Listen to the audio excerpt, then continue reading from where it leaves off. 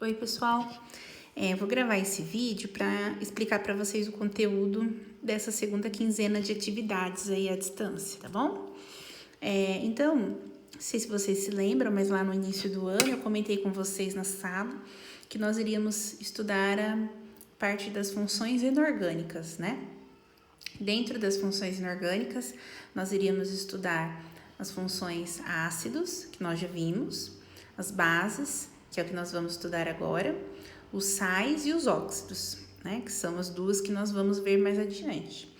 Mas nessa quinzena que se inicia hoje, a gente vai estudar função inorgânica bases, tá bom?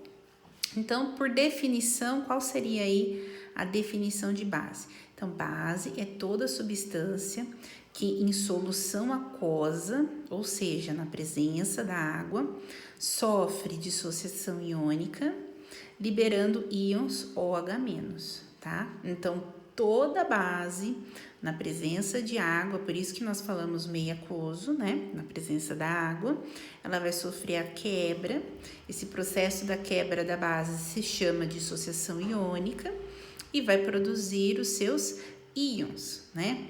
O cátion, ele vai variar de base para base. Normalmente, o cátion da base é um metal, né? Então, cada base será um metal diferente. No caso desse exemplo aqui, o metal aqui é o sódio e formou aqui o cátion sódio mais um. Mas o ânion, que é a hidroxila, né, que esse ânion se chama hidroxila, sempre será o mesmo. Até mesmo por quê? Porque é o grupo funcional, é o que caracteriza esta função. Então, todas as bases têm sempre que, na sua dissociação, produzir o ânion hidroxila, que é o OH-, tudo bem? Então, o cátion, ele vai mudar de base para base, mas o ânion nunca muda, é sempre o mesmo, sempre o OH-, tudo bem? E esse ânion se chama hidroxila, a gente vai ver depois que é por isso que o nome das bases é sempre hidróxido de alguma coisa. Hidróxido de alguma coisa não, né? Hidróxido de e o nome do cátion, né? Então, por exemplo, para essa base aqui, o cátion é o sódio. Então, essa base aqui se chamaria hidróxido de sódio. E assim por diante. Mas daí isso fica para depois, quando a gente estudar a nomenclatura, né? Mas essa base aqui, o hidróxido de sódio, que o nome popular é até soda cáustica, né?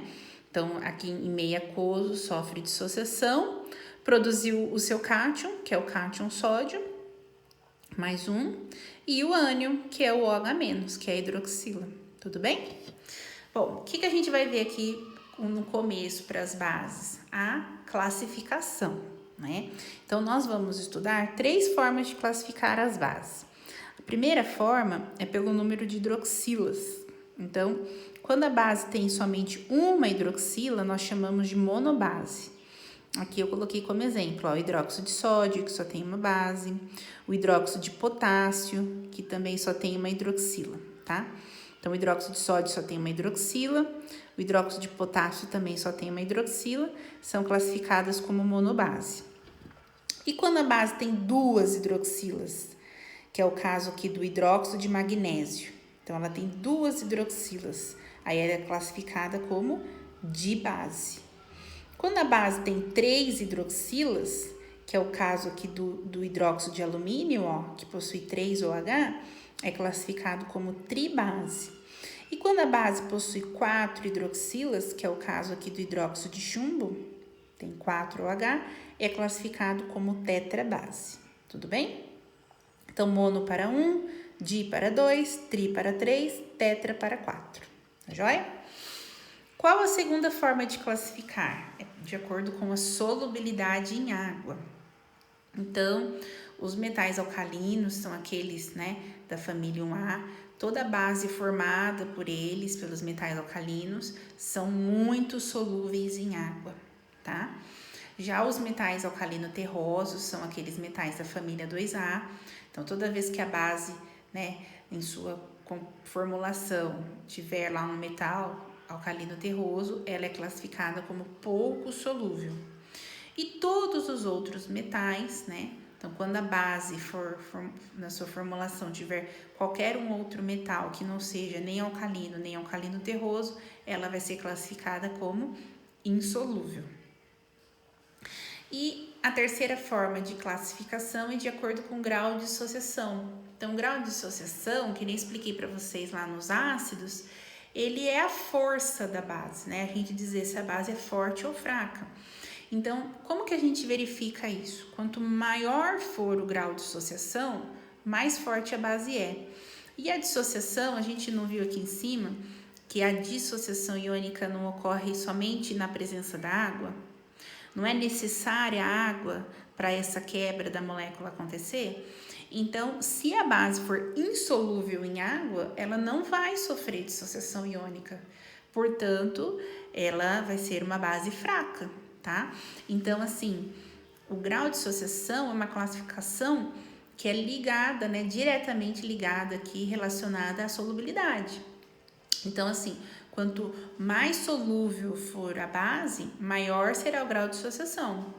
Então, por exemplo, se a gente pega uma base lá, por exemplo, que é insolúvel, que seriam esses outros metais aqui, ó, né? Uma base insolúvel. Ela vai ter um baixo grau de dissociação, portanto, é classificado como uma base fraca. Já se a gente pegar aqui uma base que é solúvel, que a gente pode dar exemplo aqui de base solúvel, as bases metais alcalinos, né, família 1A, e as bases que possuem metais alcalinos terrosos, família 2A. Se a gente pegar essas bases que possuem esses dois metais, elas são bases solúveis. Portanto, elas possuem um alto grau de dissociação, são classificados como fortes. Mas é lógico, lembrando que se a gente comparar a força, né, e o grau de dissociação, né, portanto, a força dessas duas bases aqui, primeiramente a gente tem aqui que as bases formadas por metais alcalinos, aquelas, né, da família 1A, são mais fortes porque são mais solúveis que as bases formadas por metais alcalino-terrosos, né, aqueles da família 2A, tá? Então, se a gente fosse fazer assim uma ordem, as bases mais fortes são aquelas formadas por metais alcalinos. Depois viriam as bases formadas por metais alcalino-terrosos, e as fracas seriam todas as formadas pelos outros metais. Tudo bem? Então, a primeira parte, né, do estudo sobre bases seria isso. A definição, que vamos retomar. O que seria a definição? A base é toda substância que em meio aquoso, então necessita da água, sofre dissociação iônica e produz o ânion OH-. Tudo bem?